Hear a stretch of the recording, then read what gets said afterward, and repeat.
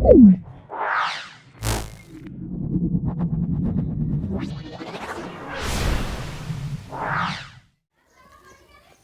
आज का जो हमारा टॉपिक रहने वाला है वही मैट्रिक्स, उसका पार्ट 2 लेने वाले हैं हम आज। और पार्ट 2 में हम जो बाकी का रह गया था समझाने के लिए बाई थ्योरिकल या जो भी है आपका कुछ एग्जांपल्स लेंगे हम आज अकॉर्डिंग टू द थ्योरी या जो भी है अकॉर्डिंग टू द हेडिंग, जितने भी रहेंगे हम आप आज के एग्जाम्पल के साथ में सबको समझाता जाऊँगा आपको साथ के साथ ही।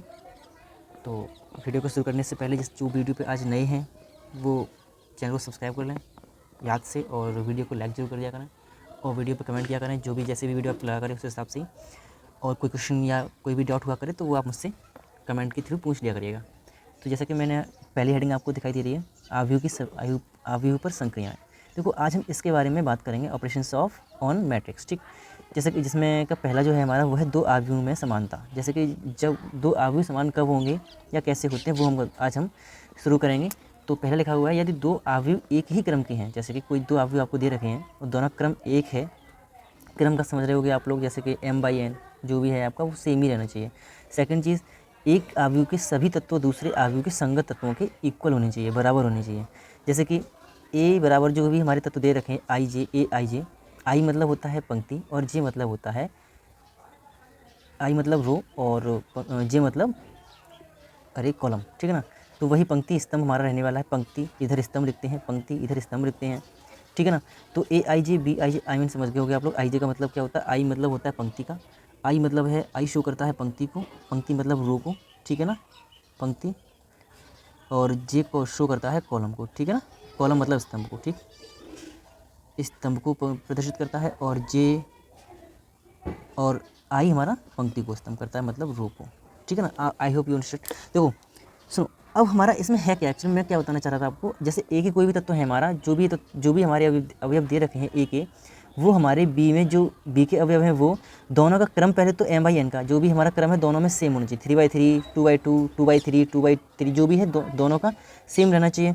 और क्रम की बात समझ में आ गई। अब दूसरी बात यह है, और ए आई जे जो ए के तत्व हैं वो सेम हमारे बी के तत्व होने चाहिए, इक्वल होने चाहिए, तब हमारा ए इक्वल टू बी होगा, ठीक है ना। कब होगा ए इक्वल टू बी, वो तब होगा जब हमारा ए के सारे तत्व और बी के सारे तत्व आपस में इक्वल होंगे, ठीक। पहली बात समझ में आई होगी आप लोगों को। और ये हमारा टॉपिक आई थिंक आव्यूह में समानता कैसे होती है या समान कैसे होते हैं वो आपको समझ में आ गया होगा। अब बताते हैं हम आपको आव्यूह की रचना। देखो आव्यूह की रचना क्या है। जैसे कि हमें कोई भी आपको एक आव्यूह दे रखा है 2/3 के ऑर्डर में, ठीक। कोई भी मैट्रिक्स दे रखी है वो उसका ऑर्डर जो है वो क्या है 2/3 का है। तो उसने बोला है जिसके अवयव जो होते हैं, जैसे ए आई जे, मैंने क्या बताया, आई क्या होती है पंक्ति होती है और जे क्या होता है कॉलम होता है। तो ये मतलब है पंक्ति से, तो पहली पंक्ति पहली पंक्ति पहली पंक्ति, ठीक। और पहले स्तंभ का पहला, दूसरे स्तंभ में 2 और तीसरे स्तंभ का 3, ठीक। तो वही हमारा 1 से आपको समझ में आ रहा होगा कि पहली पंक्ति का पहला कॉलम, पहली पंक्ति का दूसरा कॉलम और पहली पंक्ति का तीसरा कॉलम, ठीक है ना। पहली पंक्ति का तीसरा स्तंभ जो भी आप समझ सको इस तरीके से। तो पहली पंक्ति और ये इधर की तो पंक्ति चलती है हमारी ऐसे, और ये हमारे कॉलम्स होते हैं, तो इस हिसाब से आप समझ में आ रहा होगा, आप लोगों को समझ रहे होगे आप आई थिंक। तो देखो जैसे कि इसने बोला है, हमें इसने दिया है 1 1 1 2 1 3 2 1 2 2 2 3। जैसे कि हमें इसे अवयव फाइंड करने हैं तो कैसे फाइंड कर सकते हैं, यहाँ से फाइंड कर सकते हैं। तो कैसे करते हैं, जैसे कि ए आई जे दिया हो, क्या दिया है हमको ए आई जे, और ए आई जे मतलब A11, हमें 1 की मान वैल्यू निकालें तो कैसे निकालेंगे, 2 आई की वैल्यू 1 है ना, तो 1 इंटू 1 कर दो, प्लस जे की वैल्यू क्या है 1 है, तो ये भी 1 लगा दो। तो यहाँ से हमें क्या मिल रहा है 3 मिल रहा है इसको सॉल्व करने के बाद। अब हमें निकालना है, चलो ये तो हमने एक निकाल लिया। अब हम निकालेंगे नेक्स्ट A12, तो कैसे निकालेंगे 2 इंटू 1, पहली पंक्ति चल रही है कोई दिक्कत नहीं है, और स्तंभ कौन सा है हमारा दूसरा है, तो दो से ऐड कर देंगे इसमें, तो हमें क्या मिलेगा यहाँ पर, ये मिलेगा हमको 4, ठीक है। नेक्स्ट हम लेंगे A13, तो सेम इसको लेंगे, तो वही तरीके से 2 इंटू 1 प्लस जे क्या है हमारा 3 है, इसको हम जब सॉल्व करेंगे तो क्या मिलेगा हमको, ये मिलेगा 5, ठीक। यहाँ से आपको क्लियर होगा कि हमने पहली पंक्ति की अगर देखा जाए तो हमने सारे एलिमेंट्स को, पहली पंक्ति के सारे एलिमेंट हमने निकाल लिए 3 4 5। इसी तरीके से हम सेकंड पंक्ति के भी एलिमेंट्स को फाइंड कर सकते हैं, ठीक है। तो हमने ये निकाली 3 4 5, इसके एलिमेंट्स को निकालें तो देखो कैसे निकालेंगे, A21 लिखा हुआ है तो 2 1 लिख दो, पंक्ति हमारी दूसरी आ गई है, कॉलम हमारा पहला चल रहा है, ठीक। तो क्या है 2 इंटू 2 प्लस 1, ठीक। तो ये हमारा क्या जाएगा 4 5, ये हो जाएगा 4 5 सॉरी। और A22, ये पता है इसका यूज़ ना हम एक्चुअली में देखा जाए तो दुकानदार लोगों में आपने देखा होगा, जैसे कोई भी हम सामान जब रखते हैं, अरेंज करते हैं, तो हम अकॉर्डिंग टू द मतलब जैसे जो भी सामान है हमने पहली पंक्ति में लगा दिया, फिर दूसरी पंक्ति में दूसरा लगा दिया, तीसरी पंक्ति में, मतलब उसी तरीके से एक पंक्ति में उसी की वैरायटी जिस तरीके से आप समझ सको उसी हिसाब से हम लगा लेते हैं, तो अरेंज कर लेते हैं ना, उसी तरीके से हमारा ये अरेंजमेंट चलता है। 2 इंटू 2 तो मतलब 2 इंटू 2 और प्लस 2, इसको करेंगे तो क्या आएगा 6 आएगा, ठीक है ना। और यहाँ से 2 3 तो 2 इंटू 2 प्लस 3 इक्वल टू 7, ठीक है ना। तो हमने यहाँ से 5 6 7 तो 5 6 7 तो हमें यहाँ से क्या मिल गया, देखो हमें मिल गया यहाँ से अपने सारे एलिमेंट्स, जो हमारा ये 2/3 की जो भी मैट्रिक्स थी वो हमने इसके एलिमेंट्स हमने यहाँ से फाइंड कर लिए। आई थिंक समझ में आया होगा अच्छे तरीके से यहाँ तक का जो भी है आपका, और समझ में आ रहा है तो लाइक कर दीजिएगा वीडियो को और शेयर करिएगा अपने फ्रेंड्स के पास, जैसे कि वो भी मेरे साथ जुड़ सकें और उन्हें भी बेसिक से, देखो मेरा पूरा बेसिक चल रहा है, इसलिए मैं चाहता हूँ जो भी है अगर स्टार्टिंग से जुड़ेंगे आप लोग मेरे साथ तो बहुत अच्छा रहेगा आप लोगों के लिए भी और सभी के लिए। आई थिंक तो आगे बढ़ते जैसे देखो आपको आगे चल के दिक्कत नहीं होगी अगर आप अभी से मेरे साथ जुड़ेंगे। तो आगे बढ़ते हैं अपना नया। देखो मैं यहाँ से आपको ये एक एग्जांपल के थ्रू भी समझाऊंगा, पहले आप थोड़ा समझ लीजिए इस चीज़ को। जैसे कि हमें कोई यदि एक ए तथा बी एक ही कोटि m/n के दो आव्यूह हैं, मतलब दो आव्यूह हैं ए और बी जिनकी कोटि हमारी क्या है m/n की है, दोनों की कोटि हमारी सेम है, तथा p और q कोई दो वास्तविक संख्याएँ हैं, तब pa प्लस QB आव्यूह को दिए हुए अव्यूहों ए तथा बी के रेखीय संचय आव्यूह कहते हैं। ये हम क्या बता रहा था मैं आपको, लीनियर कॉम्बिनेशन ऑफ मैट्रिक्स। तो आव्यूह का रेखीय संचय कब होता है और कैसे होता है, ठीक कब होता है वो मैंने अभी आपको बताया था। स्पष्ट है कि रेखीय संचय आव्यूह की कोटि भी m/n की होगी, समझ रहे होगे ना। जैसे कि मैं आपको बताऊँगा ये जो भी है, जैसे कि जो भी है हमारा दोनों ही कोटि दोनों ही आव्यूह की जो भी हमारा जो संचय आव्यूह निकलेगा वो क्या होगा m/n की ही कोटि का होगा, ठीक। आगे बढ़ते हैं, जैसे कि हमारा ये दे रखा है, यदि कोई आव्यूह c इस प्रकार है कि c = pa प्लस QB दिया हुआ हो, तो तब हमारा C आव्यूह जो है वो C, तो आव्यूह C हमारा दोनों आव्यूह A और B का रेखीय संचय आव्यूह है। इसका जो कोटि होगी वो क्या होगी, ऑर्डर जो होगा वो क्या होगा m/n का ही होगा, C का भी और दोनों का भी। तो देखो मैं ऐसे एक एग्जांपल के थ्रू आपको समझाने की कोशिश करता हूँ और आई होप आपको बेस्ट तरीके से समझ में जाएगा। तो देखो आगे लेते हैं, ठीक। देखिए मैंने एग्जाम्पल जो लिया है वो आपको देखो आव्यूह भी दिया हुआ है हमको -3 2 -3 4 2 0 को आव्यूहों 0,1 0 1 1 0 आपको दिखाई दे रहे हैं, तथा 3 हमें आव्यूह दे रखे हैं इधर वाले कि रेखीय संयोग के रूप में व्यक्त कीजिए। क्या करना है, हमें इन्हीं को लीनियर कॉम्बिनेशन के रूप में व्यक्त करना है। तो देखो हम क्या करेंगे मैं आपको बताता हूँ, शुरू करता हूँ। जैसे कि हमें जैसे सॉल्व करेंगे तो देखो पहले तो करते हैं क्या, देखो कुछ नहीं करना हमको, पहले क्या करते हैं -3 4 2 0 ये माना हमने, चलो माना ये = C1 मान लिया हमने, और ये हमने माना देखो ये जो है हमारा क्या हो जाएगा, ये जो है इक्वल टू क्या होगा C1 × 0,1 1 0 कॉमा नहीं plus C2 -1 1 1 0 plus C3।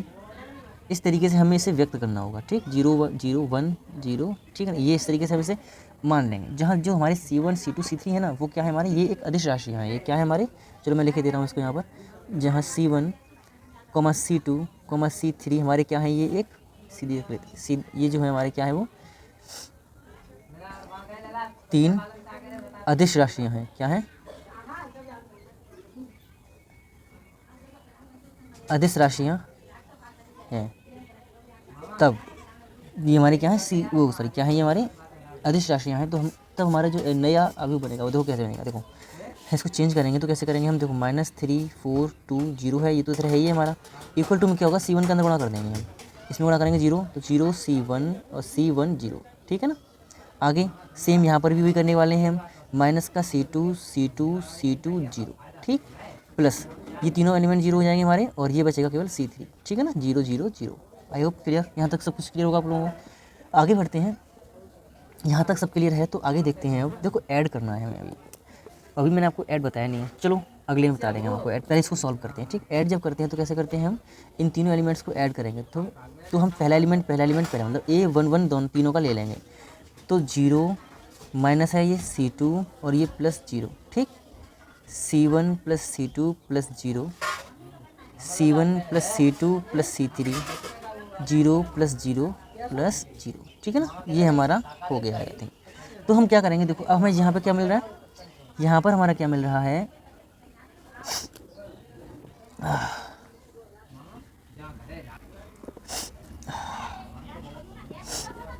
C2 C1 + C2 C1 plus C2 clear दिखाई दे रहा है आपको। देखो C1 plus C2 C2 plus C3 और ये हमारा एलिमेंट 0। तो देखो ऐसा करते हैं, इसकी तुलना कर लेते हैं, कंपेयर कर लेते हैं, तो हमें मालूम पड़ जाएगा कि किसकी वैल्यू क्या हो रही है। देखो -C2 इक्वल टू क्या है, -3 दिया हुआ है, लिख लो -C2 equal to -3। C1 plus C2 equal to 4, कोई दिक्कत नहीं है, इसको भी लिख लो C1 plus C2 equal to 4 हो जाएगा। यहाँ से हमारा आगे बढ़ेंगे तो देखो C1 C2 C3 जो भी है हमारा, देखो C1 plus C2 plus C3 equal to क्या हो जाएगा, 0 हो जाएगा। ठीक, यहाँ तक क्लियर हुआ, सॉरी 2 हो जाएगा आई थिंक। और देखो ये तो 0 इक्वल टू 0 है, तो कोई दिक्कत नहीं, इसका लिखने का आवश्यकता नहीं है। तो देखो यहाँ से हमें ये तो क्लियर हुआ। अब हम क्या करेंगे, इन तीनों इक्वेशंस को हल कर लेंगे। हमें पता है C2 की वैल्यू क्या है, -3 है, तो माइनस से माइनस कट जाएगा, तो C2 की जो वैल्यू है वो क्या है हमारा 3 है, ठीक है ना। और 3 हम यहाँ रखेंगे तो C1 की वैल्यू क्या मिलेगी हमको, C1 की वैल्यू मिलेगी 1। ठीक, यहाँ पर 3 रखेंगे, पश्चात करेंगे तो 4 में से 3 जाएगा तो 1 बचेगा, तो C1 की वैल्यू 1 मिल जाएगी। देखो C1 की वैल्यू 1 यहाँ लगाएंगे और C2 की वैल्यू 3 लगाएंगे, तीनों 4 को पक्षांतर करके हम जब सॉल्व करेंगे तो क्या मिलेगा, C3 की वैल्यू मिलेगी -2, 2 और इधर से -4 हो जाएगा, तो -4 से 2 जाएगा तो क्या बचेगा, -2 बचेगा। तो हमें यहाँ से क्या मिल गया, देखो C2 C3 और C1 की वैल्यू हमें यहाँ से मिल चुकी हैं। अब हम क्या करेंगे, जो वैल्यूज़ हमने निकाली थी वो वहाँ पुट कर देंगे, क्या कर देंगे, वो वहाँ पुट कर देंगे। और देखो जब C1, C2, C3 के मान मैंने, चलो ऐसा करते हैं, इसको हम समीकरण फर्स्ट मान लेते हैं, मान समीकरण 1 में रखने, ठीक है ना, इसमें रखेंगे जब हम इसे इन वैल्यूज़ को, तो देखो क्या हो जाएगा, एक मिनट, इसको जब हम सॉरी ठीक है, हाँ समीकरण 1 में इसका मान रखना है हमको। तो समीकरण 1 आपको पता ही ऊपर वाला था, मैं उसी में सीधी सीधी रख के आपको दिखा रहा हूँ क्लियरली, जो भी है आपका। देखो -3, 4 और 2 0। देखो इधर का वैल्यू तुम्हारा ये था, क्लियर आपको याद ही होगा आई थिंक। और इधर वाले में देखो C1 हमारा यहाँ लिखा हुआ था, तो C1 की जगह हमें क्या लिखना है, 1 लिखना है, तो 1 लिख लेंगे हम, 1 क्रॉस 0 1 1 0, ठीक है ना। प्लस C2 की वैल्यू क्या है, 3 है, 3 लगा देंगे यहाँ पे, -1 1 1 0, ठीक। माइनस C3 की वैल्यू -2 है, तो -2 लगा ही दिया है पहले ही, तो आगे यहाँ 1 था, ये तीनों एलिमेंट हमारे 0 थे, ठीक है ना। तो ये हमने क्या किया, इस वाली इक्वेशन में हमने ये वैल्यूज़ पुट कर दिए हैं। अगर आप चाहो तो आगे सॉल्व करके इसको वही सेम हमारी वैल्यूज़ निकालेंगे, तो कोई दिक्कत नहीं है। देखो जो भी है आई थिंक यहाँ तक आपको सबको क्लियर हुआ होगा, इसे हम सॉल्व करेंगे तो हमें यही मिलने वाला है। तो देखो यही तो मैं बताना चाह रहा था आप लोगों को, जब हम इसे कि जो हमारा समान अवयव रहेगा वो हमारा क्या है, वो हमारा ये रहने वाला है, इसकी मैट्रिक्स सेम रहेगी। तो ठीक है, अब हम बढ़ते हैं अपने नेक्स्ट टॉपिक की तरफ। आई थिंक यहाँ तक आपको सब कुछ क्लियर होगा, बहुत अच्छे तरीके से हुआ होगा। और अगर कोई भी फिर भी अगर आपको जैसी वीडियो लग रही हो उस हिसाब से मुझे कमेंट करिएगा, लाइक करिएगा वीडियोज़ को ज़रूर। और आगे बढ़ते हैं फिर नेक्स्ट टॉपिक के लिए। तो देखो मैं अब आपको बताऊँगा इसका योग करना, ठीक। आपका योग मैंने करना बताया, थोड़ा मैं बताना बीच में रह गया था और मैं आगे इस टॉपिक पे आ गया था थोड़ा सा। एक्चुअली में ये लेंथी था थोड़ा सा, सोचा पहले ऐसे ही बता दूँ उसके बाद ही आगे बढ़ूँ। तो देखो हम बताएंगे आपको एडिशन ऑफ मैट्रिक्स, ठीक है ना,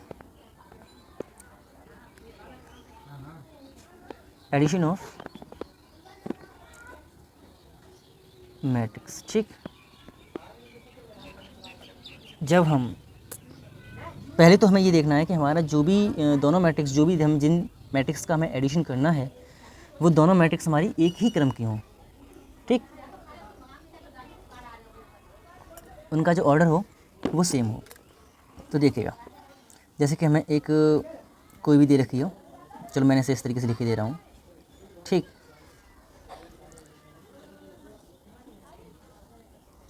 ठीक, कोई भी हमें दो मैट्रिक्स इस तरीके से दी हुई हैं, हमें इन्हें ऐड करना है। तो सबसे पहले ऐड करने के लिए, ऐड या सब्ट्रैक्ट करने के लिए हमको यही देखना होगा कि दोनों हमारी जो मैट्रिक्स दी हुई हैं वो दोनों मैट्रिक्स हमारी एक ही क्रम की होनी चाहिए, उनका जो ऑर्डर है वो सेम होना चाहिए। 2×2 की है, 2×2 की है, तभी हम इसे ऐड कर पाएंगे। अगर ये 2×2 की हो, ये 2/3 है या 3/3 है, तो ये इसमें ऐड नहीं हो पाएगी। क्लियर है। तो हम जैसे कि हमें ये एलिमेंट दिए हुए हैं तो हमें अब इन्हें ऐड कर सकते हैं आसानी से। देखो कैसे कर सकते हैं, ए प्लस पहले एलिमेंट को पहले एलिमेंट से, दोनों ही पहले एलिमेंट को पहले एलिमेंट के साथ ऐड करेंगे। ये बात बी प्लस वाई करेंगे हम, ठीक है ना, और सी प्लस जेड करेंगे हम, ठीक, और डी प्लस पी करेंगे हम। ये क्लियर हुआ आप लोगों को, ऑर्डर समझ में आया। मतलब दोनों ही ऑर्डर अगर एडिशन करना है या सब्ट्रैक्ट करना है हमको, तो हमारे दोनों ही मैट्रिक्स का जो ऑर्डर है, जो क्रम है वो सेम होना चाहिए। अगर दोनों में क्रम सेम नहीं होगा तो वह ऐड नहीं हो सकेगा, ठीक, क्लियर है। आगे ऐड या सब्ट्रैक्ट नहीं होगा। जैसे कि सब्ट्रैक्शन करना है हमें, तो कैसे करेंगे हम, देखो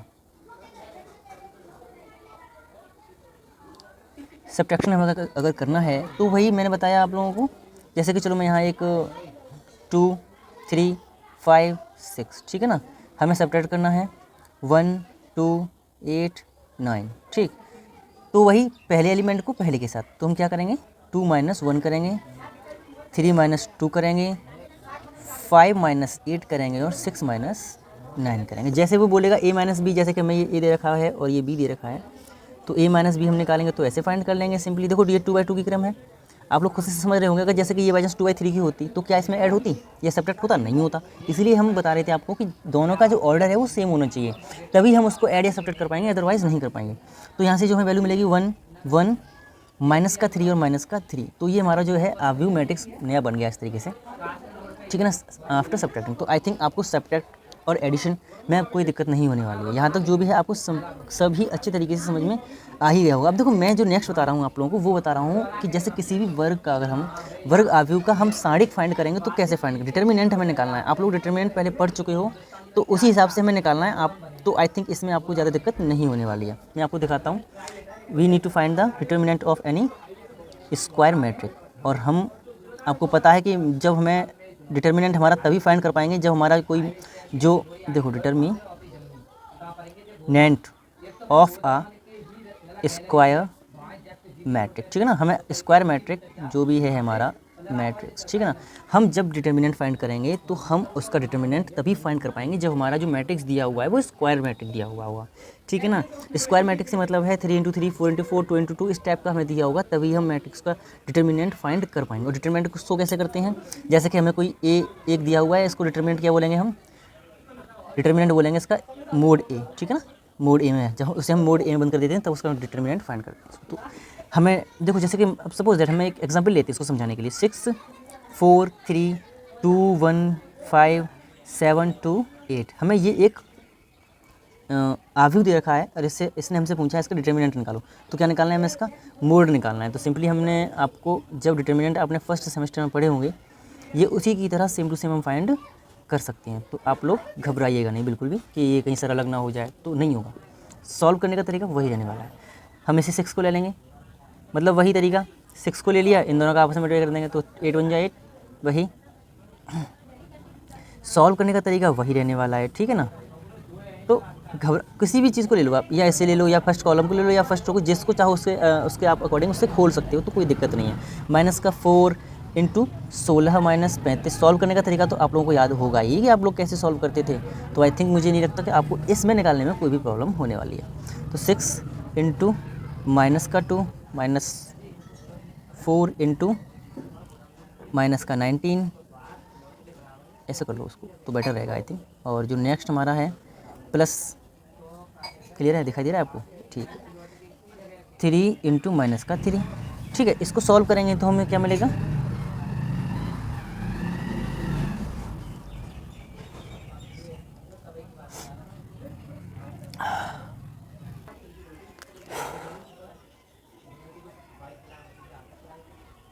ठीक।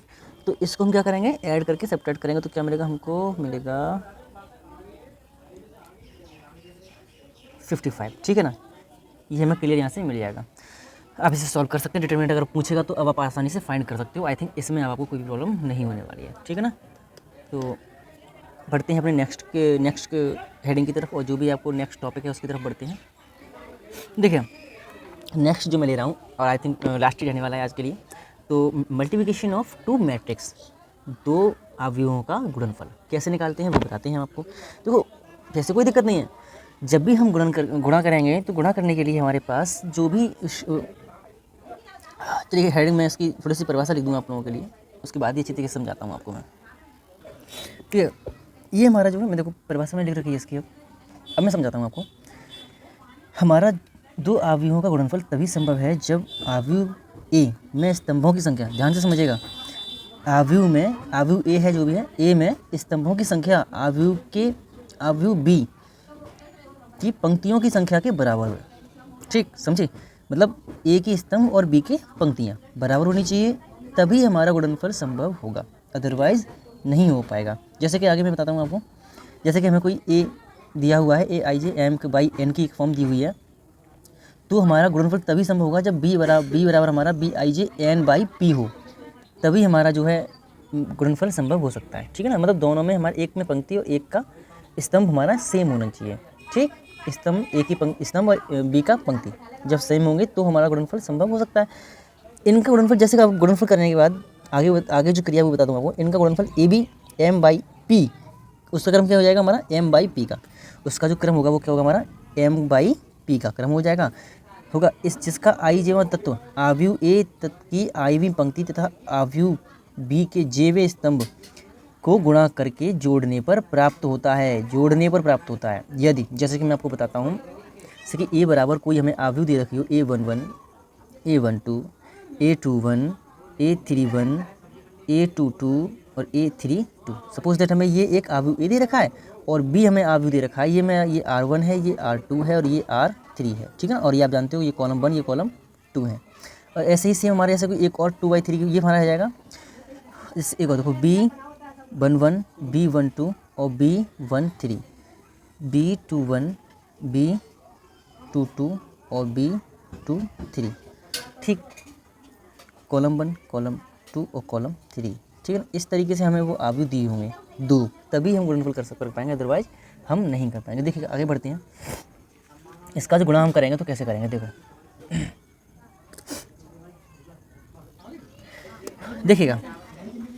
अब हम जब A cross A into B निकालेंगे तो कैसे निकालेंगे, हमें A भी निकालना है, A इंटू बी मतलब हमें A का मल्टीप्लाई B में करना है सिंपली। तो हम कैसे करेंगे वो मैं आपको बताता हूँ। देखो हम पहले A11 का मल्टीप्लाई कैसे करेंगे, B11 से करेंगे। ठीक, किससे करेंगे, A11 का मल्टीप्लाई A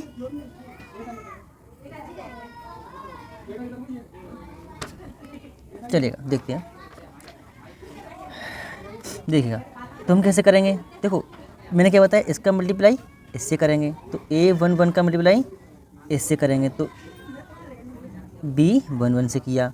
अब नेक्स्ट हमें क्या करना है, देखो हम ना सीधे चलेंगे। देखो क्या करेंगे हम, इसका मल्टीप्लाई इस तरीके से, इसका मल्टीप्लाई इस तरीके से, इसका मल्टीप्लाई इस तरीके से, तो यहाँ यहाँ यहाँ, समझे नहीं समझे। देखो इसका मल्टीप्लाई इसमें करेंगे तो ये लिख दिया हमने। अब इसका मल्टीप्लाई इसमें करेंगे, किसमें, इसमें करेंगे तो यहाँ लिखेंगे प्लस करके। देखो A12 और B21, A12 क्रॉस इंटू चलो B21 से कर दिया हमने। नेक्स्ट ध्यान से समझना मल्टीप्लाई कैसे करते हैं। A21 सॉरी यहाँ प्लस का अब नहीं आएगा, अब नेक्स्ट के लिए जाएंगे हम। तो A21 ठीक है ना। अच्छा एक मिनट, हाँ नहीं अभी तो रुको, अभी तो हमें इसी से करना है ना। A1 इसका तीनों में करेंगे, फिर इससे इन तीनों में करेंगे और फिर इससे इन तीनों में करेंगे, तभी हम यहाँ लिखते चले जाएंगे। देखो पहले पे इससे हमने किया, पहले इससे इसमें किया, ये हमने लिख लिया, इससे अब इसमें करेंगे हम। देखो A11 A12 A11 और B12 ठीक है ना, B12 प्लस सब क्लियर दिखाई दे रहा है आप लोगों को, थोड़ा बड़ा लिखते हैं। ठीक है आगे बढ़ें तो A12 और B22, ये तो हमारा फर्स्ट एलिमेंट रहा, ये सेकंड एलिमेंट रहा। अब हमें निकालना है थर्ड एलिमेंट इसका। तो कैसे निकालेंगे हम, A11 B13 प्लस A12 और B23। समझिए आप कि नहीं। देखो इससे मैंने इन तीनों में मल्टीप्लाई कर लिया। अब इससे करेंगे तो हम यहाँ लिखेंगे, इससे यहाँ करेंगे तो हम यहाँ लिखेंगे तो A21। ठीक है अभी मैं दिखाता हूँ आप लोगों को, क्योंकि जो हमारी मैट्रिक्स है ये क्या मैट्रिक्स है, 3/2 की, और ये हमारी है 2/3 की। तो जो मैट्रिक्स निकलेगी वो क्या निकलेगी, 3/3 की मैट्रिक्स निकलनी चाहिए है ना। ये तो बताया था मैंने आप लोगों को कि ये MP की निकल रही है। तो इसी तरीके से 3/3 की भाई ये जो हमारी मैट्रिक्स है वो निकलनी चाहिए। ठीक है ना। तो देखो अब इसको करेंगे हम A21 तो B11 प्लस A22 तो B21, और इसी से दोबारा करना है तो A21, और हमारा नेक्स्ट जो है वो क्या है B12 प्लस A22 और B22। देखो ये सेम रहने वाला, कोई दिक्कत नहीं, कैसे ही समझ लीजिएगा चाहे। A21 और ये B13 प्लस A22 और ये B23। ठीक है ना, ये सेम हमारे एलिमेंट्स ऊपर से मैंने। अब नेक्स्ट देखते हैं, हमें इससे इन तीनों में मल्टीप्लाई करना है तो A31 B11 प्लस A32 और B21, A31 B12 plus A32 और B22, A31 B13 plus A32 और B23। तो ये हमारी जो मैट्रिक्स नई बन के आई है। तो इस तरीके से हम इसको लिखेंगे और जिसका क्रम है वो क्या है 3/3 का है। तो आई थिंक आपको मल्टीप्लिकेशन करने में अब कोई दिक्कत नहीं होगी। मैं इसको और अच्छी तरीके से आपको नेक्स्ट एग्जाम्पल्स में बता दूंगा और कुछ पॉइंट्स हैं वो आप लोग ज़रा नोट कर लें उनको, तो वो भी आप लोगों के लिए बहुत इंपॉर्टेंट रहेंगे। तो देखो ये कुछ पॉइंट्स हैं, आप लोग इन्हें ज़रा नोट कर लें अच्छी तरीके से, इनको भी थोड़ा सा इनका भी अध्ययन कर लें तो बेटर रहेगा आप लोगों के लिए। अवयवों के गुणनफल के प्रयोग के गुण जो भी प्रॉपर्टीज़ इसकी रहने वाली हैं वो आप ज़रा इन्हें अच्छे तरीके से देख लें, बेटर रहेगा आप लोगों के लिए, बेस्ट भी रहेगा। देखो एक ए टू बी में एक में स्तंभों की संख्या बी में पंक्ति की संख्या बराबर होनी चाहिए, मैंने आपको बताया था। अगर हमारा ये इक्वल नहीं होगा अर्थात विनिमय नियम का पालन नहीं होता है तो मतलब गुणनफल हमारा नहीं हो पाएगा, तो गुणा हमारा नहीं हो पाएगा। A B plus C post बराबर करेंगे तो क्या मिलेगा हमको ए बी प्लस ए सी, अर्थात अवयवों में योग के सापेक्ष बंटन के नियम का पालन होता है। आगे देखते हैं ए बी सी, ए कोष्टक में बी सी बराबर होता है हमेशा क्या ए बी इंटू सी के, अर्थात साहचर्य नियम का पालन करता है। जो नियम हैं वो आप लोग ज़रा ध्यान से समझें, ये जो नियम इसमें नाम लिखे हुए हैं ना उनको ध्यान से रखें आप लोग अपने मन में, जो कि एक टिक मार के में या किसी भी तरीके से एमसीक्यू शायद आ जाए तो कोई दिक्कत नहीं हो आप लोगों को। यदि ए बी बराबर ओ है अर्थात ए बी एक शून्य अवयव है, मतलब आप इसका तो मतलब समझते हो कि ये 0 के इक्वल होता है, तो ए अथवा बी अथवा दोनों का शून्य होना आवश्यक नहीं है, एक ही शून्य हो जाएगा तो वो हमारा शून्य हो जाएगा, तो कोई दिक्कत नहीं। एक cross B equal to A square, ये तो आप समझ रहे हो कि कोई दिक्कत नहीं है। तो I square equal to I cube, ये हमेशा हमारा आई ही रहता है, तो कोई दिक्कत नहीं है, ये भी आप लोग समझ लें इस तरीके से। A cross I equal to I cross A और इक्वल टू ए, तो कोई दिक्कत नहीं, आप लोग आई थिंक यहाँ तक समझ में आई होगा। तो आई होप वीडियो आपको जो भी मैंने समझाया था वो अच्छी तरीके से समझ में आया होगा। अब जो भी है मैं नेक्स्ट वीडियो में आपके इसके कुछ एग्जांपल्स लूँगा जिससे कि आपको बहुत अच्छी तरीके से ये समझ में आ जाए, और जो भी इसका रहने वाला है नेक्स्ट पार्ट उसमें हम एग्जांपल्स को देखेंगे। और वीडियो ख़त्म होने से पहले आप लोग वीडियो को लाइक कर दें, शेयर जरूर कर दिया करें आप लोग अपने फ्रेंड्स के पास, और वीडियो कैसा लगा आप कमेंट के थ्रू मुझे बताइएगा।